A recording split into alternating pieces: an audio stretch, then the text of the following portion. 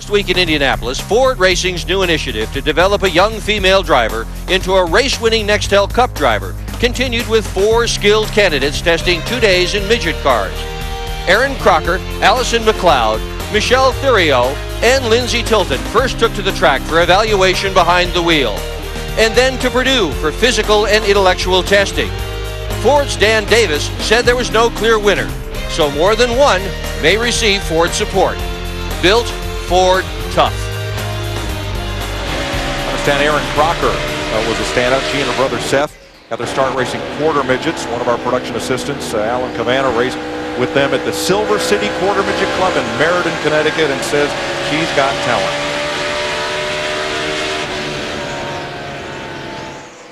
Mark Martin, Rusty Wallace fight for 6th place.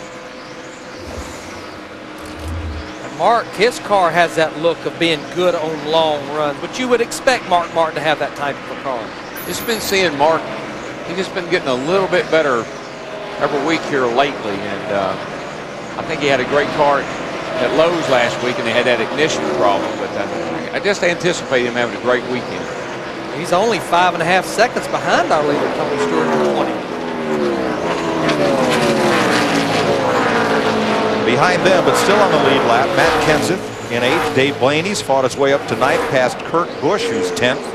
Jeff Burton, Brian Vickers, Michael Waltrip all hanging on to the lead lap here as Tony Stewart remains 1 second ahead of Casey Kane. You know, we talk about chemistry as we were looking at Mark Martin in the 6th car. I just think a lot like we were talking about Felipe Lopez and Dave Blaney. I think the chemistry between Mark and Pat Tryson, after making that swap the tail end of last year between the crew chief of Mark Martin and Ricky Rudd, I think those guys are starting to understand each other's language now. They're complimenting each other.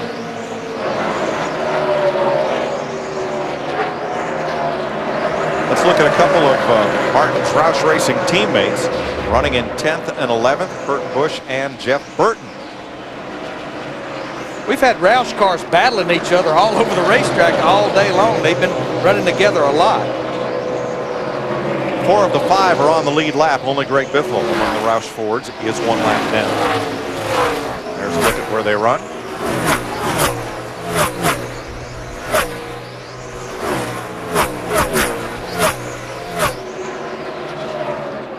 And don't forget that Greg Biffle is in a backup car.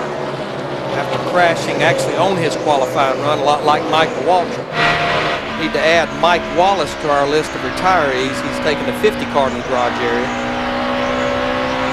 And Kyle Petty is also done for the day. Here's Biffle and Sterling Marlin. This is for position 17th. 1 lap down. Biffle will stick around for tomorrow to finish off the MBNA 200. Red flagged after 28 laps due to rain yesterday. Yeah, a number of these guys will be in the race tomorrow.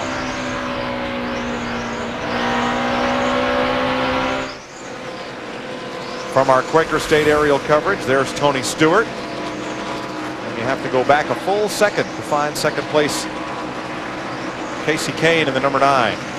Tony's really just gotten around some of these lap cars a little bit better than Casey has. Tony's been able to get his cars really fast through the middle of the turn, and he takes the line away from anybody. When he gets under them, he can just shoot past them. Hey, what we see that other red Dodge, number 19, Jeremy Mayfield, and coming up here. He seems to be one of the quicker cars, as we're about 20 to 25 laps away from possibly these teams' last final pit stop. And it would be their first green flag stop of the day. 7 cautions have slowed the average speed to 146.7 miles per hour. This is the MBNA America 400 on FX.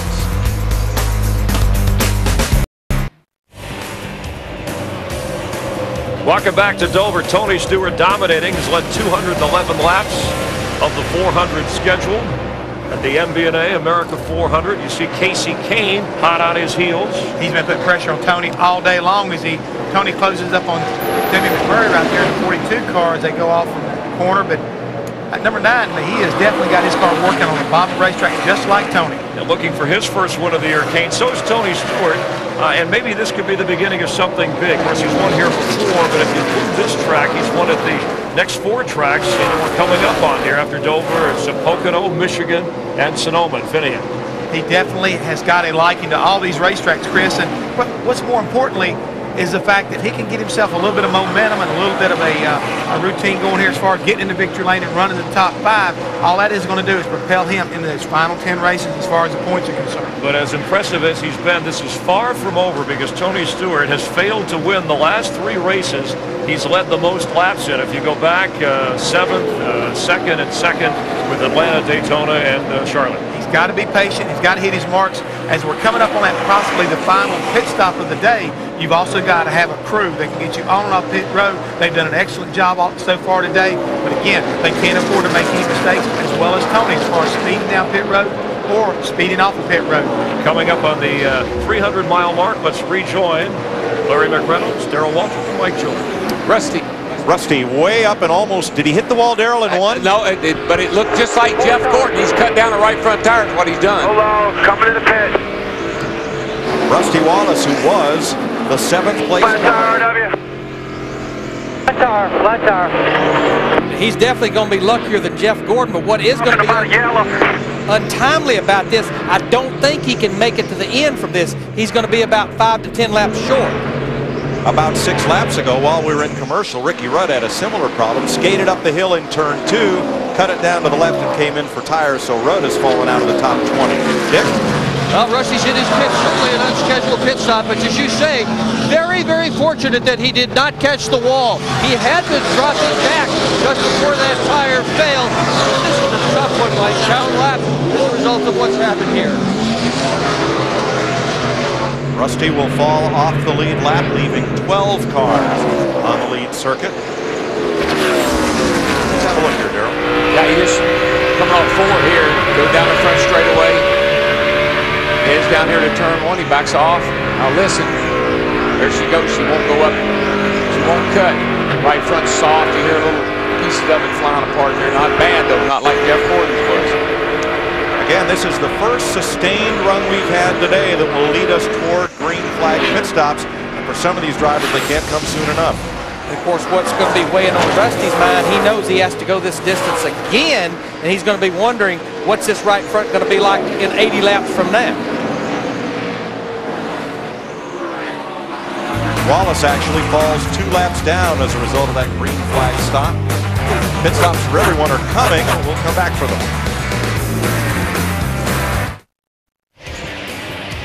Craftsman Truck Series in action here at Dover. Earlier this weekend, here's their race to the championship, brought to you by Craftsman. Dennis Setzer, Carl Edwards, Rick Crawford are the point leaders. Chad Chaffin picked up the win here at Dover. First time winner. Did a whale of a job, Chad did. I was pretty happy for him. Matt Kenseth may have issues. He may think he's run through his tires and needing a pit stop. Steve? Yeah, Mike, we're expecting most of the leaders to pit around lap 320. Just a lap or 2 ago, Matt said, you better pit me early or I'm going to blow a right front tire, and I'm not kidding. And the thing about it, we are to the window now that these guys can come to pit road, get their 4 fresh tires, and they would be good to